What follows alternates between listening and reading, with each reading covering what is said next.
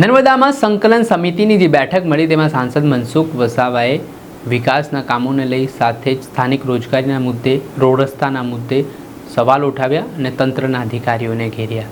શું સમગ્ર મામલો છે, વિગતે વાત કરીએ. નમસ્કાર, જય માતાજી મિત્રો. હું છું આપનો મધુસૂદન બારોટ. મિત્રો, આપને જણાવવાનું કે આજે એક નવો સ્ટુડિયો ઓપનિંગ કર્યો છે જેનું નામ છે ઓમ રેકોર્ડિંગ સ્ટુડિયો, જેના આપણા હોનર છે સમીરભાઈ શાહ. જે સ્થળ છે અમદાવાદ પાલડી. તો મિત્રો, ગુજરાતથી બહાર અને ઓલ ઇન્ડિયાથી તમે ક્યાંય પણથી જો સારા ગીતો હોય, કોઈ પણ પ્રકારનું ગીત હોય, તમારે જો ગાવું હોય તો ઓમ રેકોર્ડિંગ સ્ટુડિયોનો જરૂરી મુલાકાત લેજો. અહીંયા બહુ સારું મ્યુઝિક અને બહુ સારા પ્રકારના ગીતો મળી રહેશે, જેમાં નામી અનામી તમામ પ્રકારના કલાકારો અહીંયા રેકોર્ડિંગ માટે આવે છે અને આવશે. તો જલ્દીથી જેટલું બને એટલું આ ઓમ રેકોર્ડિંગ સ્ટુડિયોનો કોન્ટેક્ટ કરો, પાલડી.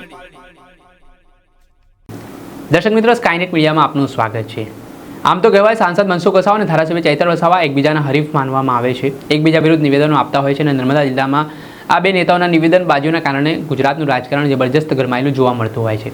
પરંતુ સંકલન સમિતિની બેઠકમાં કંઈક અલગ જ દ્રશ્ય જોવા મળ્યા, જેમાં સાંસદ મનસુખ વસાવા અને ધારાસભ્ય ચૈતર વસાવા પ્રજાના પ્રશ્નોને લઈને એક સાથે એક થઈને હુંકાર ભરતા જોવા મળ્યા. અધિકારીઓને તેમણે સણસણતા સવાલો પૂછ્યા. રોડ રસ્તાની જે દયનીય હાલત છે, રોજગારીના જે પ્રશ્નો છે, નર્મદા જિલ્લામાં કેવડિયા ખાતે જે પ્રોજેક્ટ તો બની ચૂક્યો છે, પરંતુ સ્થાનિક રોજગારીના જે વચન વાયદા આપવામાં આવ્યા હતા તે હજી સુધી પૂર્ણ નથી થયા. જૂના રાજના જે રસ્તાનો મામલો હોય, વન વિભાગની જે હેરાનગતિનો પ્રશ્ન હોય, તેવા વિવિધ જે પ્રજાલક્ષી પ્રશ્નો છે, તેમાં સાંસદ મનસુખ વસાવા અને ધારાસભ્ય ચૈતર વસાવા છે તેમણે અધિકારીઓનો ક્લાસ લીધા. એ સમગ્ર ઘટના મામલે સાંસદ મનસુખ વસાવાએ જે સંકલન સમિતિમાં રજૂઆત કરવામાં આવી તે મામલે શું કહ્યું તે સાંભળો. શું ખાસ મુદ્દા? દરેક જિલ્લામાં મહિનામાં એક વખત જિલ્લા સંકલનની મિટિંગ મળતી હોય છે, છેલ્લા શનિવારે. આ વખતે પણ નર્મદા જિલ્લાની સંકલન સમિતિની મિટિંગ નવા કલેક્ટરના અધ્યક્ષસ્થાને મળી. એમાં રૂટિનની અંદર જે ખાસ કરીને લોકોને સ્પર્શતા જે પ્રશ્નો હોય એવા પ્રશ્નોની ચર્ચાઓ થઈ. એમાં રોડ રસ્તાની વાત કરું તો 3 મહિના પહેલાં વર્ક ઓર્ડર આપ્યો છે એજન્સીને, ડેડિયાપાડાથી બોગજનો રસ્તો, એ ઉપરાંત બીજા પણ ઘણા બધા રસ્તા છે. 3, 4, 5 મહિનાથી વર્ક ઓર્ડર આપેલા છે, પણ એજન્સીઓ કોઈને કોઈ કારણસર કામ કરતી નથી. ક્યાંક ફોરેસ્ટના કાયદાનો પણ થોડો તકલીફ છે. તો આ બધાની વચ્ચે રહીને કોઈ પણ વ્યવહારુ રસ્તો કરો અને જે ચોમાસા પહેલાં રસ્તાના કામ ચાલુ થઈ જાય એની વાત કરી. ધારાસભ્યબેન દર્શનાબેને જૂના રાજનો પ્રશ્ન જે છેલ્લા 1-1.5 વર્ષથી ટલ્લે ચડ્યો છે એ પ્રશ્નનો પણ ઝડપથી ઉકેલ આવે, જરૂર જણાય તો રાજ્ય સરકારમાં પણ એની રજૂઆત કરવી, એ રીતના વાત થઈ. અને સાથે સાથે ધારાસભ્યબેન દર્શનાબેનનો એક પ્રશ્ન હતો કે સ્ટેચ્યુ ઓફ યુનિટીમાં સ્થાનિક લોકોને મોટાભાગનાને નોકરી મળી છે, પણ હજુ પણ કેટલાક લોકોને જે લાયકાત ધરાવે છે તેવા લોકોને નોકરી નથી મળતી. તો લાયકાત ધરાવનારા એવા બધા જ લોકોને નોકરી મળવી જોઈએ. એ ઉપરાંત છેલ્લા 1 વર્ષથી દુકાનો બની ગઈ છે અસરગ્રસ્તોને આપવાની, છતાં પણ એ દુકાનો પેન્ડિંગ છે. એ પણ ઝડપથી કોઈ પણ નિયમમાં કોઈ ફેરફાર કરવો હોય તો કરીને પણ એ દુકાનો તાત્કાલિક એમને ફાળવવી જોઈએ. એ રીતના રોડ રસ્તા જિલ્લા પંચાયતના કે જે પણ હોય એ બધા ઝડપથી બનવા જોઈએ. અને સાથે સાથે સખત ગરમી છે તો પીવાના પાણીના પ્રશ્નો પણ ઊભા થાય છે.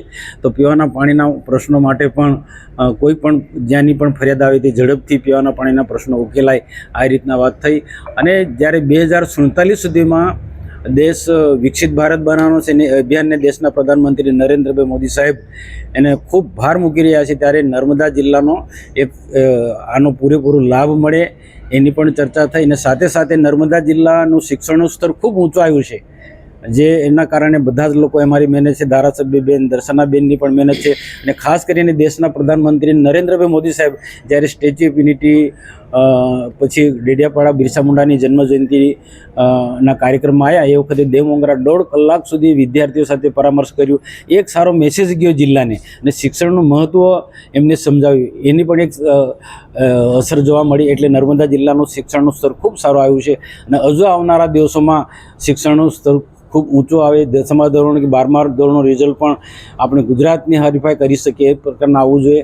એના માટે જિલ્લા શિક્ષણ વિભાગને અભિનંદન પામ્યા. આમ ટૂંકમાં કે દર મહિનાની અંદર જે અગત્યના જે પ્રશ્નો હોય એવા પ્રશ્નો આજે જિલ્લા સંકલનની મિટિંગમાં રજૂઆત કર્યા.